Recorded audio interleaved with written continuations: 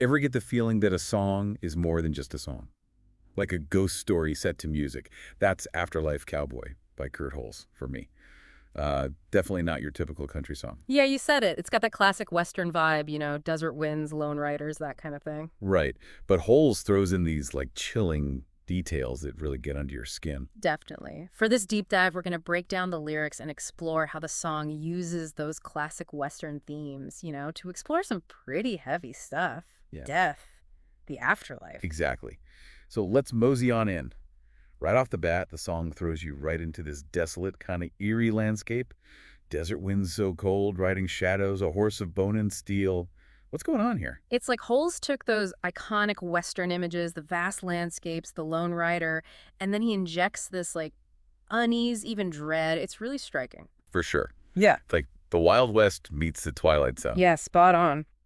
And speaking of mysterious figures, we have to talk about the Afterlife Cowboy himself. I mean, who is this guy? He's got a grin and eyes so bright, but also he rides this horse of bone and steel. Definitely not your typical cowboy. Right. Those lyrics are so vivid, and the song doesn't really give you straight answers. Is he a guide to the afterlife? Or is there something, I don't know, darker going on? It's really up to the listener to decide. It reminds me of those old westerns where you've got that mysterious stranger riding into town.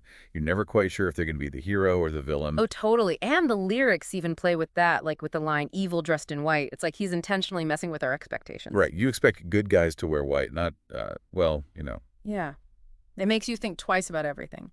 And then there's how he uses the whole cowboy image. I mean, cowboys are usually these symbols of freedom, facing danger, how on. But here, the cowboy is death. Whoa. Right? It forces you to think about your own mortality in this really stark way. We all got to face that final frontier, just like those cowboys in the old westerns. Heavy stuff. Yeah. But the song pulls it off, It's chilling, yeah. But I can't stop listening. Exactly. And it's not just the cowboy, right? The whole song is filled with these lines about the afterlife, echoes long, the spirits moan, riding towards the unknown. It's like Holes is taking us on this journey into the great beyond, but it's less about a happy ending and more like, well, we don't really know what's out there.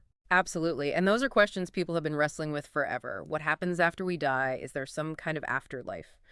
This song doesn't give you a straight answer, but it makes you really think about it. Exactly. Like even the line, afterlife waits for you, it pops up again and again, and every time it's a little unsettling. For sure. Is it meant to be comforting? Or is it more like a threat?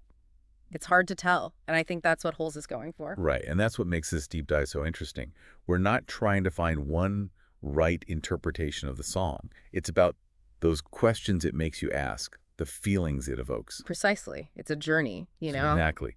So as we wrap up, I got to ask, Yeah. when you hear that line, afterlife waits for you, how does it make you feel? Is the Afterlife Cowboy someone you'd be afraid to meet? Or is there a sense of peace there? What do you think?